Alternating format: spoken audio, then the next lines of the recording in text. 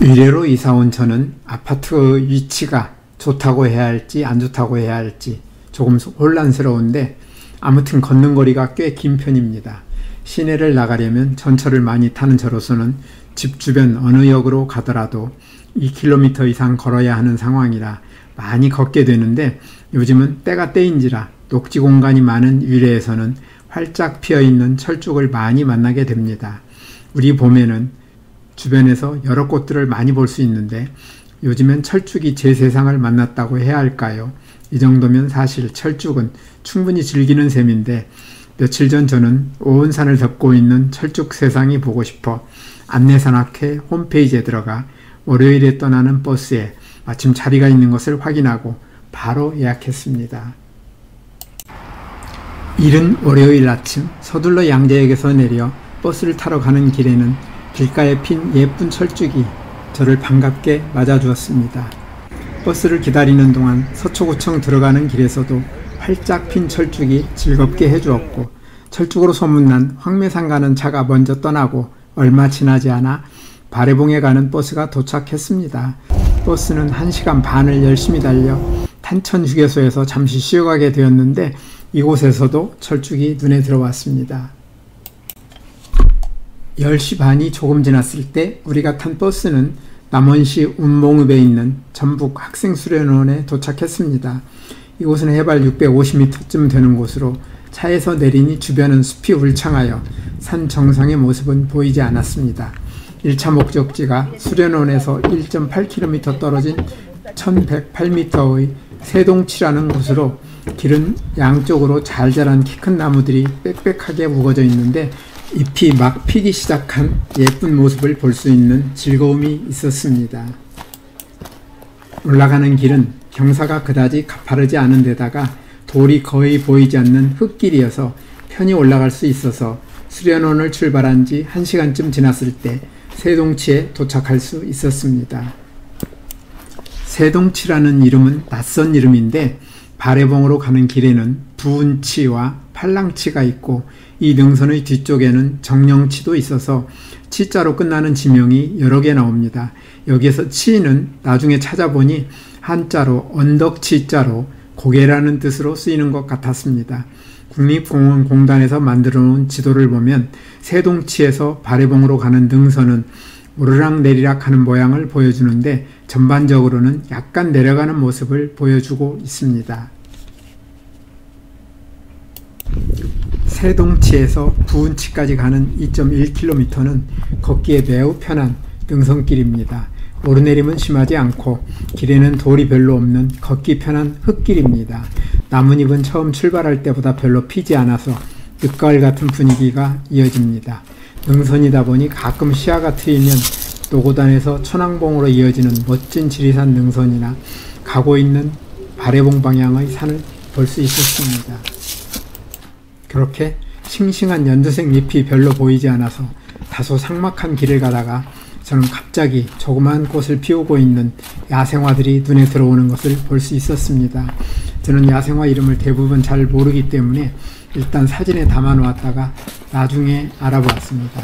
얼레지와 스테난드리움, 개별꽃, 스텔라리아, 현호색, 민들레 이런 것들인데 제가 검색하는 과정에서 혹시 착오가 생기지 않았는지 모르겠습니다. 꽃이 말라비틀어진 진달래도 보였는데 그때까지는 철쭉은 볼 수 없었습니다.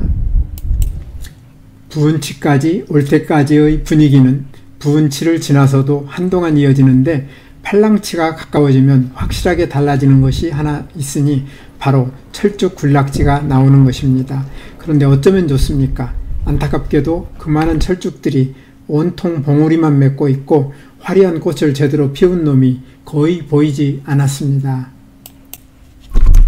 바래봉의 철쭉은 연분홍빛을 띠고 꽃잎과 잎이 둥그스름한 일반 철쭉과 달리 빛깔이 훨씬 진하고 꽃잎과 잎이 뾰족한 산철쭉이라고 하며 1123m 봉에서 바래봉 서쪽 아래까지 4km 이상 넓게 퍼져 있는데 팔랑치에서 1.5km쯤에 가장 밀집되어 있다고 합니다.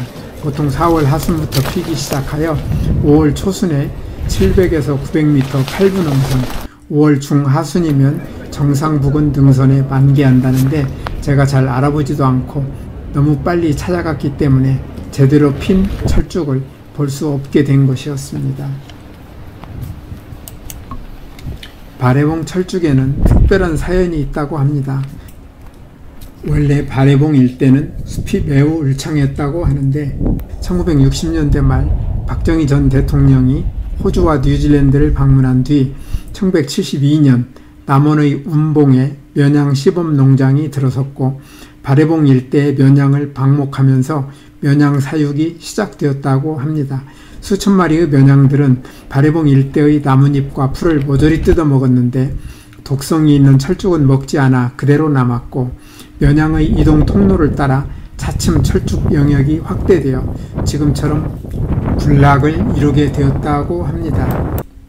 1990년대 이후 경제성이 떨어지는 면양 방목은 중단되었고 당시엔 출입이 금지되었기 때문에 일반인들은 목장 철쭉꽃의 아름다움을 알 수가 없었는데 지리산 능선을 종주하며 발해봉을 지났던 산악인들의 입을 통해 소문을 타게 되었고 이후 사진작가들이 다녀와 멋진 작품을 발표하면서 일반인들에게 큰 관심을 끌게 되었으며 그러다 1990년대 들어 일반인들의 산행이 가능해지면서 발해봉은 우리나라 최고의 철쭉 군락지로 명성을 얻게 되었다고 합니다. 학생 수련원을 떠난 지 3시간쯤 지났을 때 저는 발해봉 삼거리에 도착했습니다. 왼쪽 길은 용산마을 주차장으로 내려가는 길이고 오른쪽 길은 발해봉 정상으로 올라가는 길입니다. 발해봉 정상까지는 600m이니 거리도 가깝고 길도 험하지 않습니다. 발해봉이라는 이름은 승려의 공양 그릇을 뜻하는 바리떼를 엎어놓은 모양을 닮아 바리봉이라 부르다가 음이 변한 것이라고 하며 발해봉 아래 운봉 사람들은 산이 삿갓처럼 생겼다고 삿갓봉이라 부르기도 하고 한자로 바리떼 발자와 바위악자를 써서 발악이라고도 하였다고 합니다. 잘 다듬어진 평지를 한참 가다가 마지막에 오르막 나무 계단을 조금 올라가면 공양 그릇을 엎어놓은 듯 둥그스름한 발해봉 정상입니다. 높이도 1165m이니 지리산에서는 전혀 높은 산이 아니고 철쭉이 아니었다면 운봉의 평범한 뒷산일 뿐이었을 것입니다. 철쭉이 바로 발해봉을 특별하게 만들었다는 뜻입니다. 발해봉 꼭대기에 서면 지리산 능선이 한눈에 들어와 경치가 일품입니다. 발해봉 삼거리에서 정령치를 거쳐 성삼제로 이르는 능선 가운데 세걸산과 만복대가 보이고 성삼제에서 노고단을 거쳐 반야봉, 토끼봉, 명선봉, 연화봉, 천왕봉 등 지리산의 고봉들이 하늘과 맞닿아 있어서 지리산을 종주해본 사람에게는 종주할 때의 쉽지 않았던 기억이 선명하게 떠오르기 마련입니다. 서쪽으로는 산 아래 운봉읍이 한 폭의 그림처럼 예쁜 모습을 보여주고 북쪽으로 눈을 돌리면 덕유산 방향 산들의 또 다른 멋진 경치를 볼 수 있습니다. 발해봉 정상에서 나무 계단을 내려올 때는 지리산 지능선이 눈에 들어왔는데 그 시간 하늘이 아주 맑아서 지리산 봉우리들이 얼마나 선명하게 보이는지 멋진 경치 덕분에 즐겁게 내려올 수 있었습니다. 발해봉 삼거리를 지나 용산 주차장까지 내려가는 길 4.8km는 넓기도 하고 급경사도 별로 없는 데다 관리 상태가 아주 좋아 편하게 내려갈 수 있었는데 길가의 철쭉나무에서는 여전히 꽃을 볼 수 없어 아쉬웠습니다. 50분쯤 그렇게 내려가던 저는 발해봉에서는 처음으로 길가에 활짝 핀 철쭉을 만났는데 그 뒤로는 가끔 피어있는 철쭉을 만날 수 있었고 조금 더 내려가 해발 600에서 700m쯤 되었을 때는 길가에 제법 많은 철쭉이 반갑게 맞아주었습니다. 저는 활짝 피어있는 철쭉을 보면서 능선 쪽 군락지에서 철쭉을 보지 못한 아쉬움을 달랬습니다. 발해봉에서는 해마다 철쭉제가 열리고 있는데 올해는 4월 26일부터 5월 25일까지 열린다고 합니다. 바래봉 철쭉제는 1995년부터 열리고 있는데 이 축제가 바래봉 철쭉을 알리는데 상당히 기여하지 않았을까 하는 생각이 들었습니다. 거의 다 내려왔을 때는 꽤 넓은 군락지에 철쭉이 피어 있는 것도 보였는데 출입문이 잠겨 있어 가까이 갈 수 없어서 멀리서 보는 것으로 만족해야 했고 그날의 바래봉 산행은 그렇게 마무리됐습니다. 언젠가 시간이 들 때 바래봉을 다시 찾아 정상 부근에 생긴 철쭉 세상에 푹 빠져봐야겠습니다. 오늘도 끝까지 영상을 시청해 주셔서 대단히 감사합니다. 다음에 더 멋진 영상으로 찾아뵙겠습니다.